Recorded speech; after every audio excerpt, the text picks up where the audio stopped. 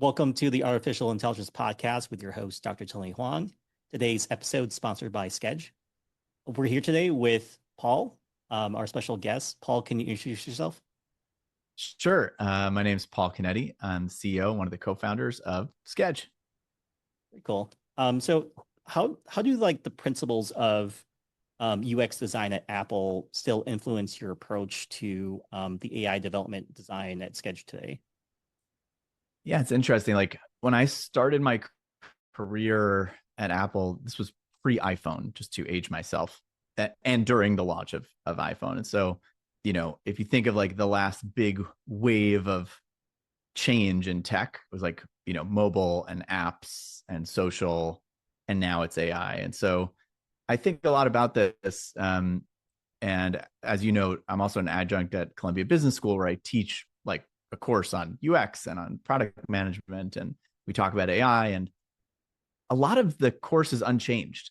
Like obviously some of it changes, over time, but the sort of core tenets of UX, I think actually are kind of like there to stay. And now I've seen enough of these kind of like waves of innovation in my career. But I think like what it really comes down to is just, can someone do the thing they need to do, and can they do that in the most pleasant way possible, and it sounds really simple, but I think it is actually that simple, and it's sort of agnostic to like the particulars. It's, can you do the job, and can you do it in a way where someone feels good about it rather than like they do it but they hate you.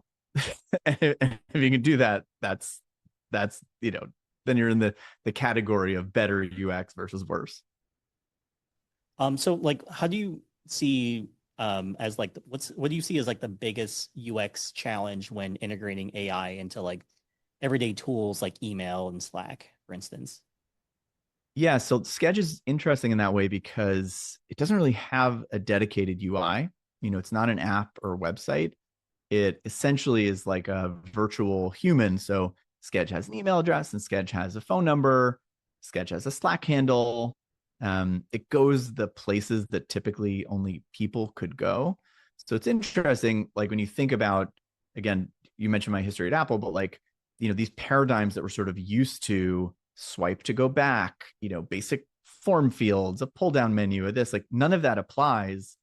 Instead, you interact with Sketch the way you would interact with a person. And so that's really actually novel as far as software UX, but it's really like ordinary as far as just like, if you and I were emailing, that's exactly what it feels like to email with an AI. And so it's just kind of interesting. Like on this one hand, it feels completely mundane. And on the other hand, it's like this revolutionary new type of software, but really we're just trying to emulate what it's like to be with a person. But one key difference and a challenge when designing a UX like this is that because there's nothing visual, the user doesn't know what's possible and what's not. And so someone might ask for something that's unsupported, and that's not obvious because there's just a blank cursor, on the screen with a blank canvas. You could ask anything. Whereas when you're in a more traditional UI, it's like, okay, there's 5 buttons on the screen. I understand intuitively, like the number 6, the thing that's not there. I can't do that with this app, like, because I can just see it's not on the screen.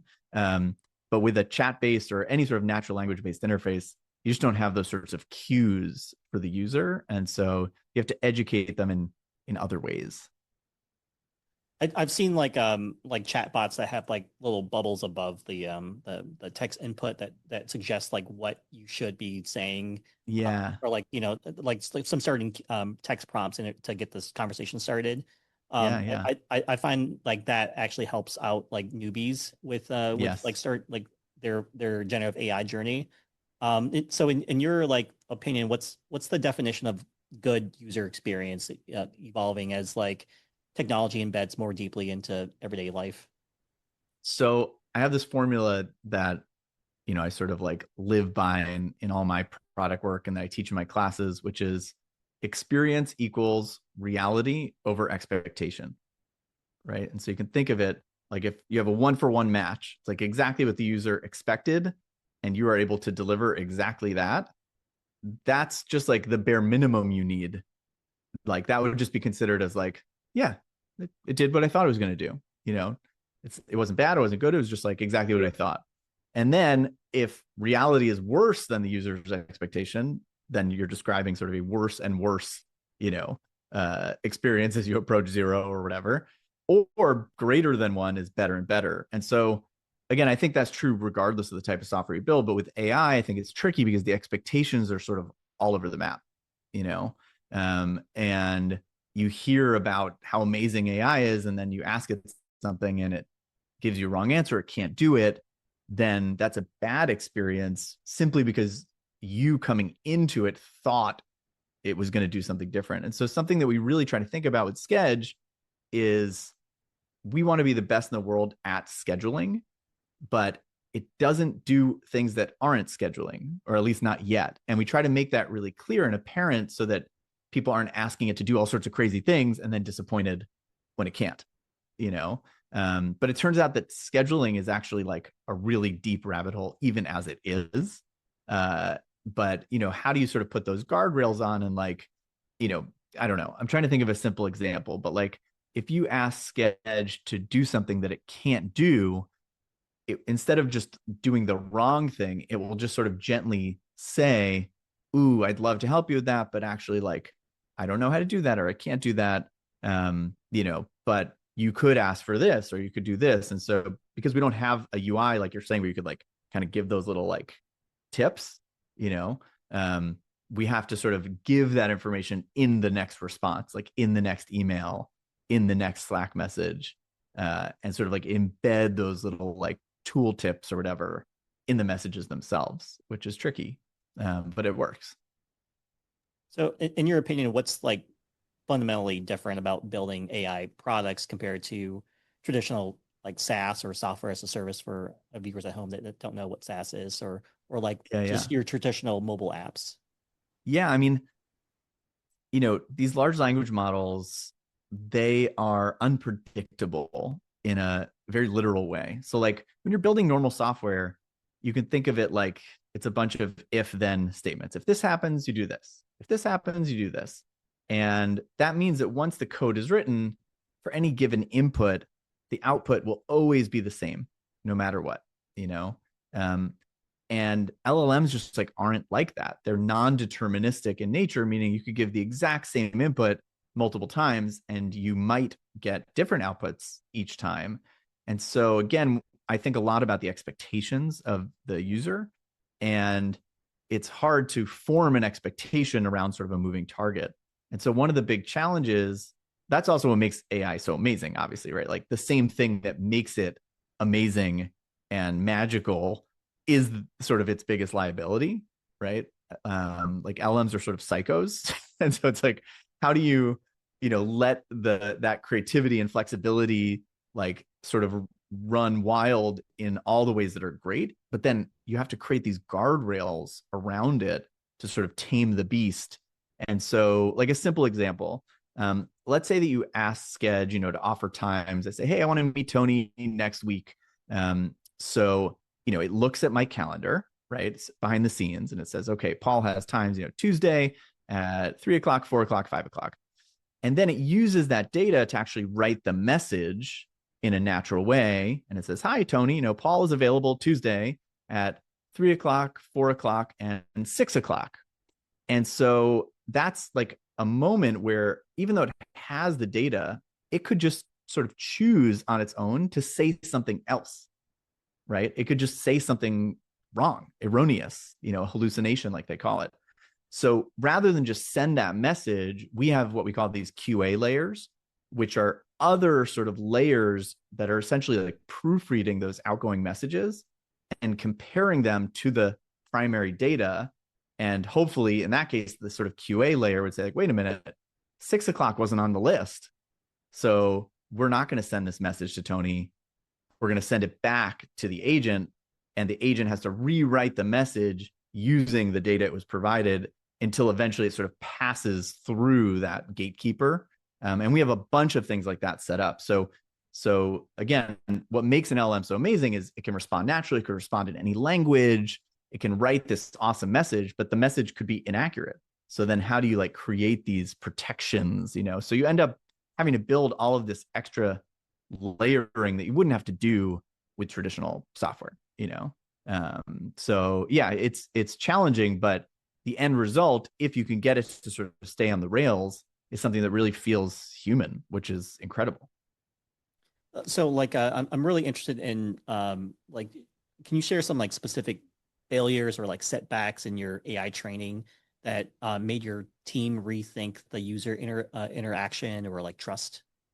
Yeah. So like something we just shipped last week actually is something that most people don't think about and most AI companies don't have to deal with, which is basically training Skej when not to reply.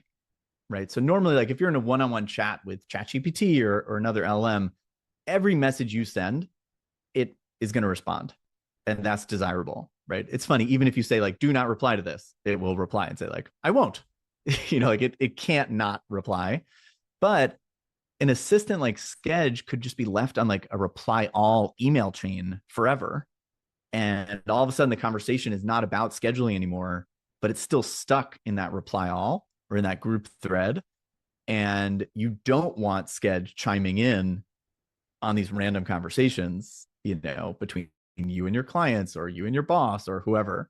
And so we have to spend a lot of time really trying to get it to understand the context and when basically not to say anything.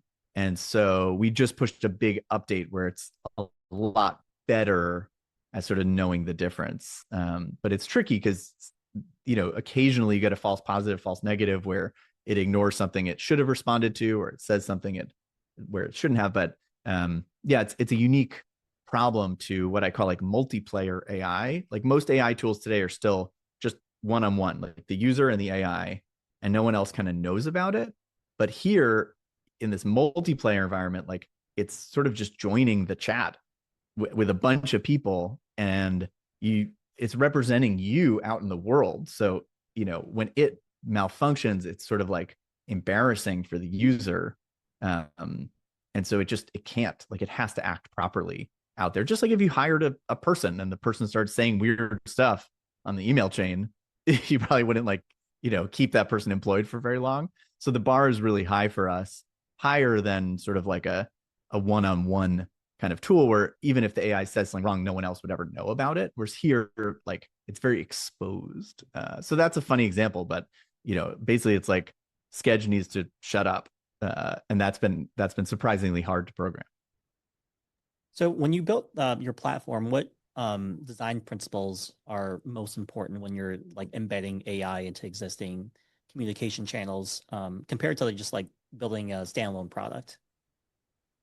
Yeah, you know, it's funny. Like I feel like my thinking on this has sort of changed actually since we started. When we started, I was sort of adamant about not anthropomorphizing Sketch, and I'm like, it should be, you know, really obvious that you're using a tool and you're talking to software and sort of creating this firewall, and also again sort of setting a more realistic expectation for the user. But this past summer, we released a suite of features.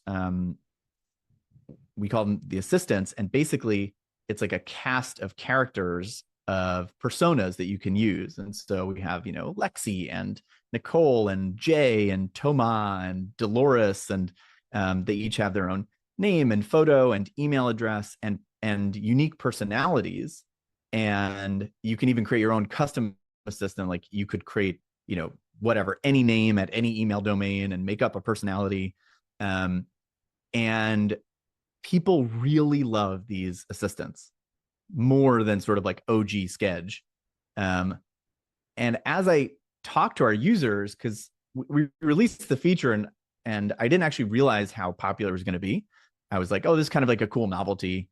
But I realized like people aren't used to talking to not humans in email and in Slack and in text.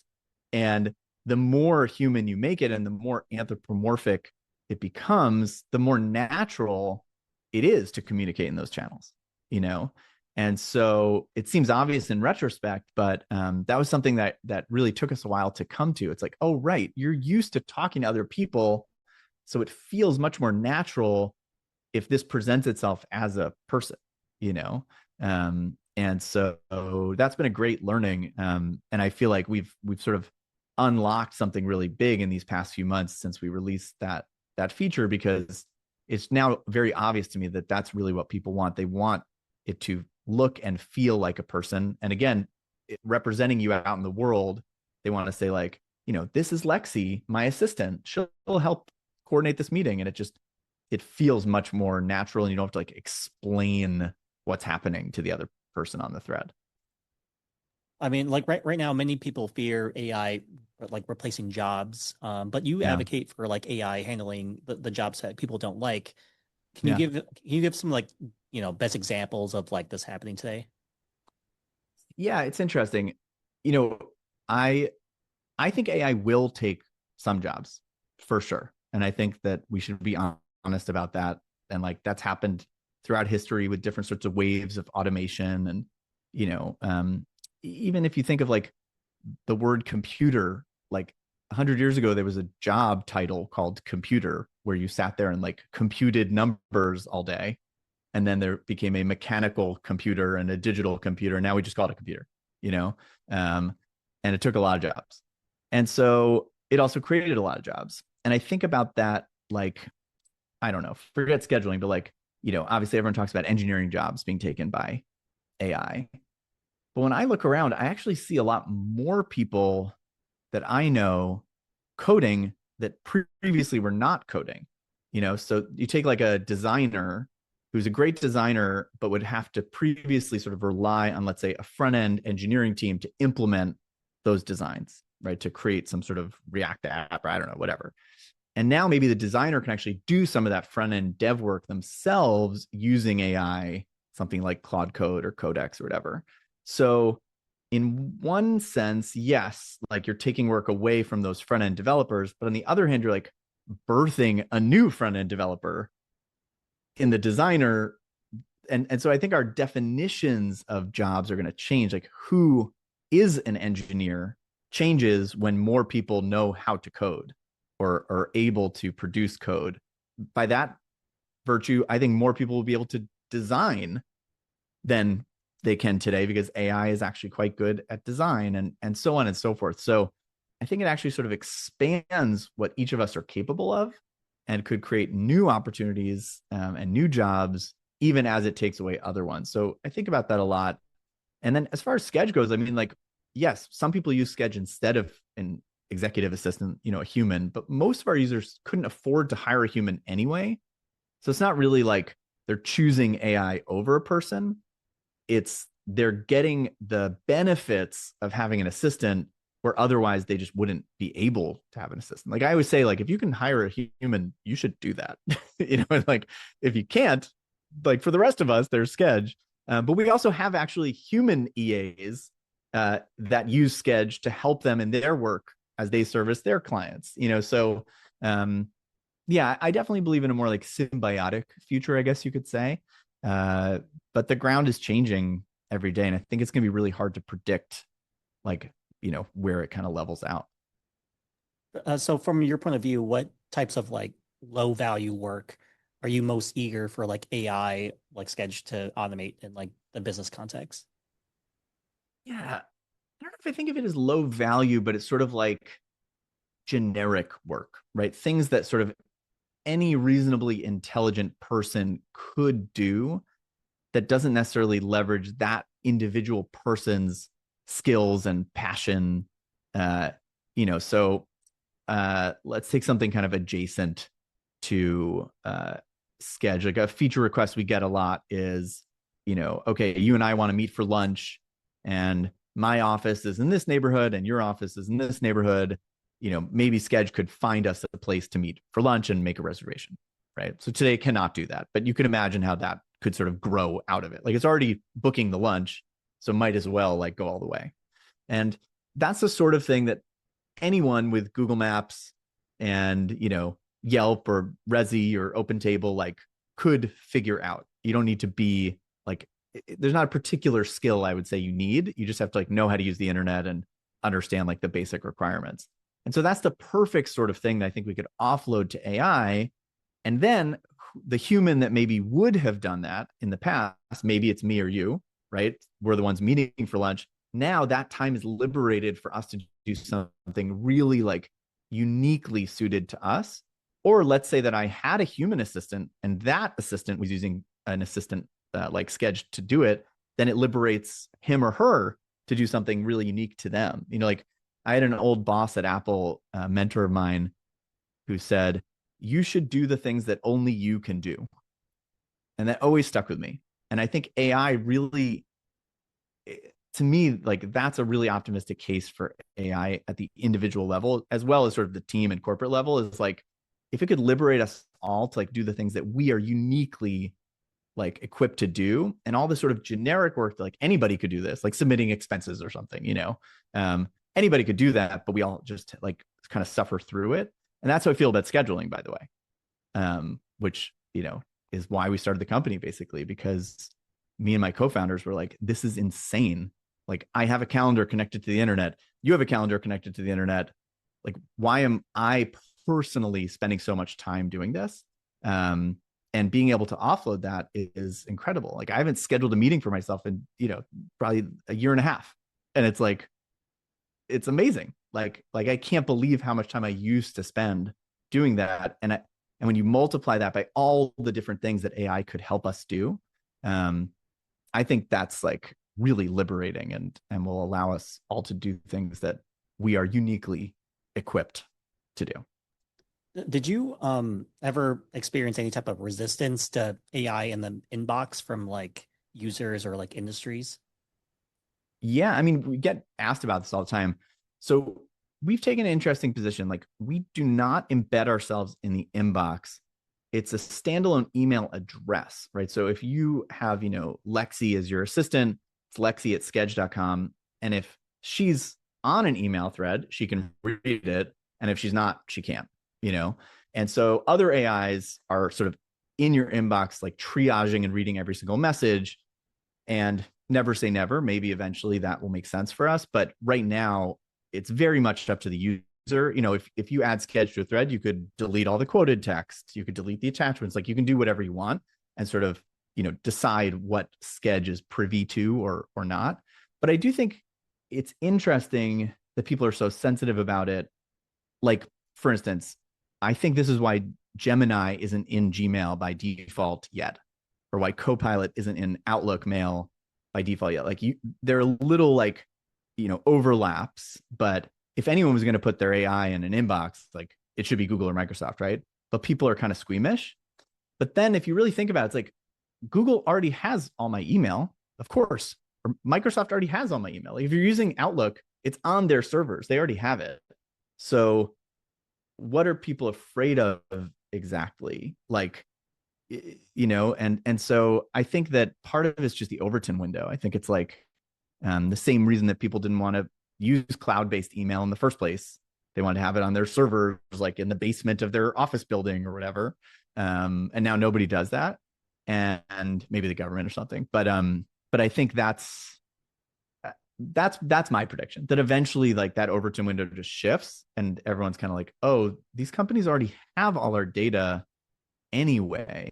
So like AI isn't anything new in that way, you know? Yeah, I think in terms of like on the enterprise side, the reason why a lot of enterprise companies don't adopt like Gemini in Gmail is because they're fearful that like other people might be able to read their email if the AI system is not the AI workflow is not set up correctly. Yes. So there's still like a lot of hesitancy with that on the enterprise level. Yes. But I find that is like the number one problem whenever I talk to folks about like integration of AI into like emails. Because if you think about it, like I get maybe like 10 emails an hour, so I have to go through them and read them.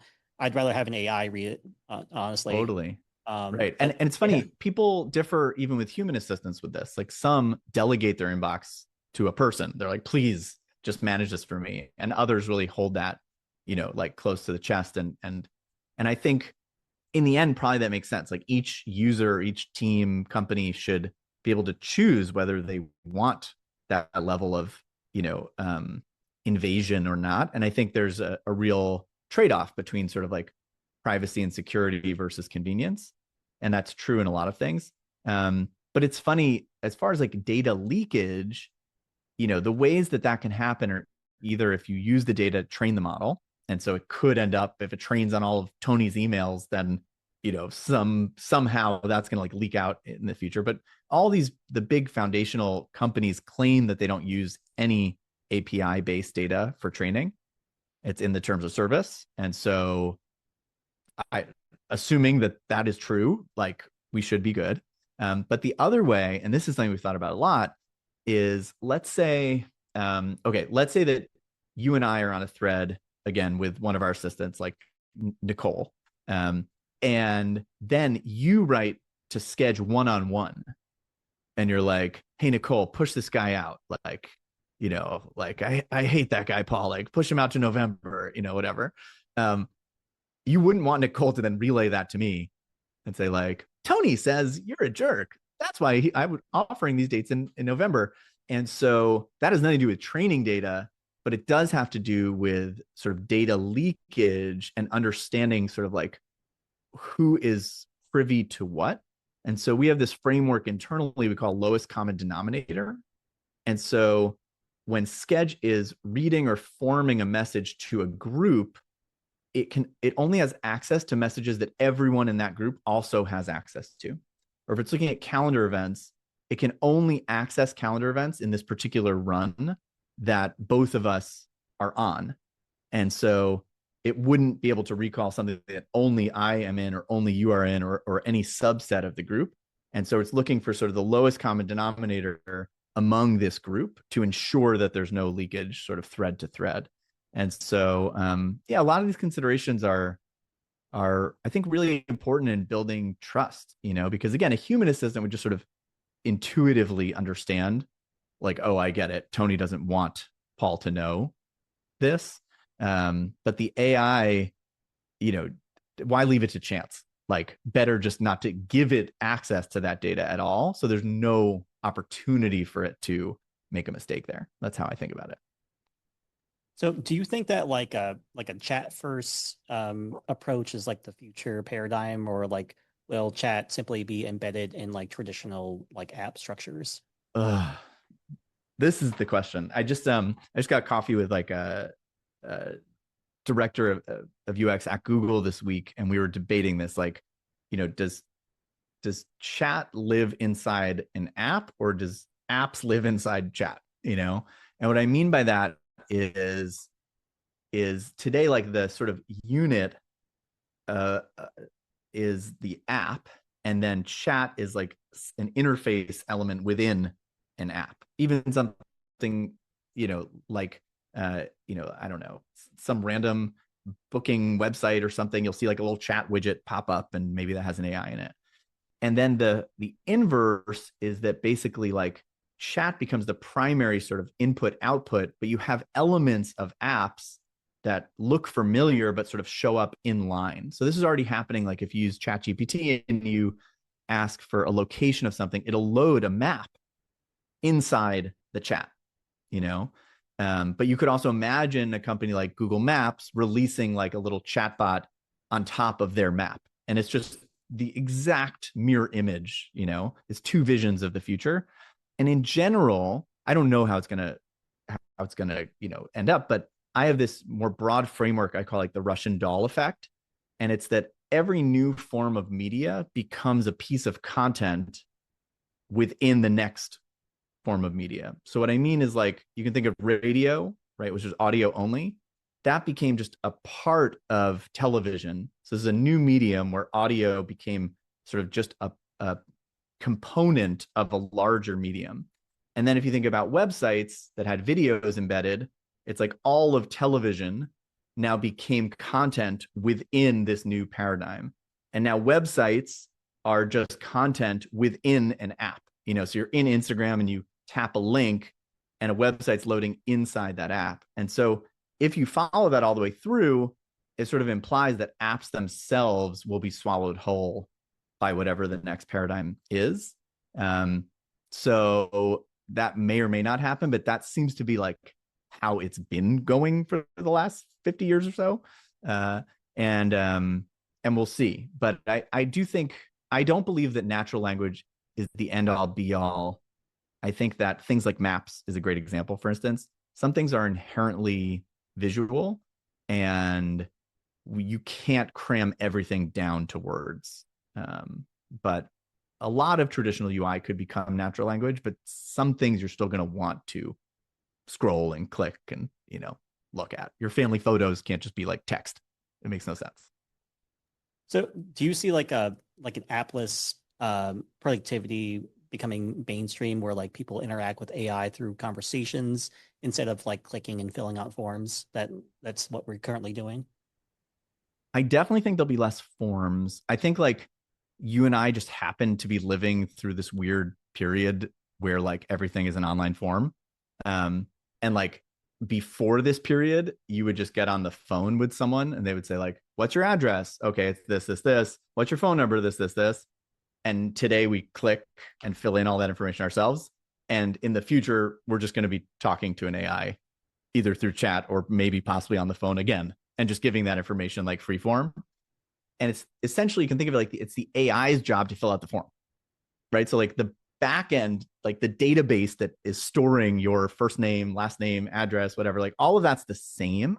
That part of the software hasn't changed, but the interface can be much more free form. And the AI is essentially like translating between that natural language conversation, which is very unstructured in nature, and then sort of mapping those things into the proper form fields and just saving you the trouble of doing that. So that I totally believe. But there's other types of UI that I think, again, are really helpful. Like if you're looking at, Airbnb and you want to like, sort of compare different properties, like that seems inherently visual, or even something like a calendar for that matter, right? I think, besides being temporal, I think like it's spatial as well. That's why even with a paper calendar, there's something, that we see like blocks of time and open slots between those blocks, and we can sort of visually represent our day and our week. So I think if you flatten all of that into text, you're really losing some important information.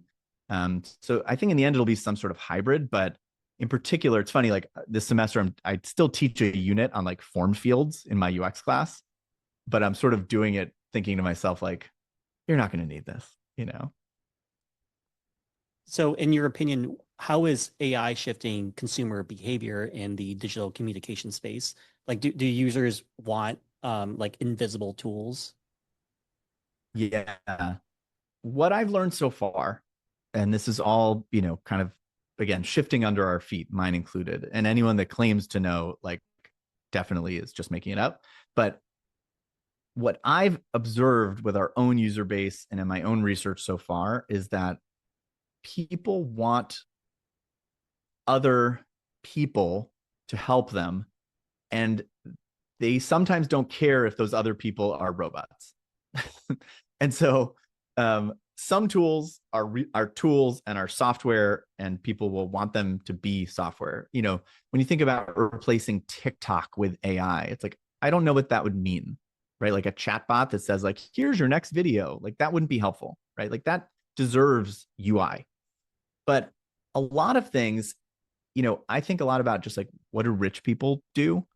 And 10, 15 years ago, if you wanted a private driver, you had to be pretty rich. Otherwise, you just hailed a taxi like everybody else. But now we all have Uber, right? And so, like, anyone that can afford it, a high powered executive, a famous person, a high net worth person, they have a personal shopper. They have, admin that helps them with scheduling, of course. They have someone that buys, concert tickets for them. I picture like someone that shows up with a clipboard and is like, sir, your 3 o'clock is here. Like, so I think AI could allow us all to have the benefit of, again, people in quotes helping us throughout the day and our personal lives too. Like, um, I would I have 3 young daughters. My wife and I both have like demanding careers. If we had like a family manager, like that's a thing that some people have because they can afford it. And I do think AI sort of will allow us to all have something more akin to those sorts of personal assistants in our lives. And if you're choosing between not having that and having an AI, the AI is way better than nothing. Um, and so, yeah, I think any sort of squeamishness about like talking to robots or AIs, like I think if the benefit is real, people won't care. You know, that's my main that's the main thing I've learned over the past couple of years doing this. And just wrapping this up for our Yeah. viewers at home who want to learn more about this, what's the best way to get in touch with you? Yeah, so skej.com, it's skej.com, or you can email me, paul@skej.com. Um, I love to talk about this stuff. You can find me on LinkedIn as well, where I spend a little too much time. And yeah, I think this is the most exciting thing about like this time in the tech industry and in society in general is that we're all figuring it out and we're building it. Like it's not set in stone. It will be at some point. Those paradigms will sort of solidify. Um, but we're still very much in this malleable period where even the really, really big companies and startups like us, like nobody has that crystal ball. Everybody's just feeling through. And somehow, we will all like invent the future together. But it's a really exciting time. And then one last question. Yeah. I'm always like curious about this. How has like teaching product management at Columbia shaped the way that you run startups? It's really interesting. So I'm now like at the end of this school year will be the end of my 10th year teaching at Columbia Business School. And so for, the most of my career in tech, I've been in this sort of dual track of like building and teaching, teaching and building. Quite literally, like I'm building all day and then I show up and teach my class. It's from 6 to 9 p.m. And then I go back home and I work some more and I just do it over and over again, right? And the thing I love about teaching is that it really forces you to sort of formalize what you're doing. To explain it to someone else, you really have to get clear with yourself on like what exactly am I doing? What exactly are the frameworks that I'm using? And what are these best practices? And as you articulate, I can hear myself like as I'm saying it to the class, I'm like almost understanding it fully for the first time. And then I apply those things that I'm teaching, but I'm actually learning them, if that makes any sense. And I'm bringing that back into my work. And it's like this amazing virtuous cycle, and I plan on teaching, for as long as they'll have me, but I hope I never become just like a pure academic where I'm just sort of talking about like, oh, I used to do this. Because I really think it's about like being active and getting your hands dirty and then being able to explain what you did, um, and going round and round. And that's what I just love about teaching so much. Well, Paul, thanks so much for being on the show. I learned so much about Sketch and your career going from like academia over to the startup world. For the viewers at home, thanks for listening in and stay curious.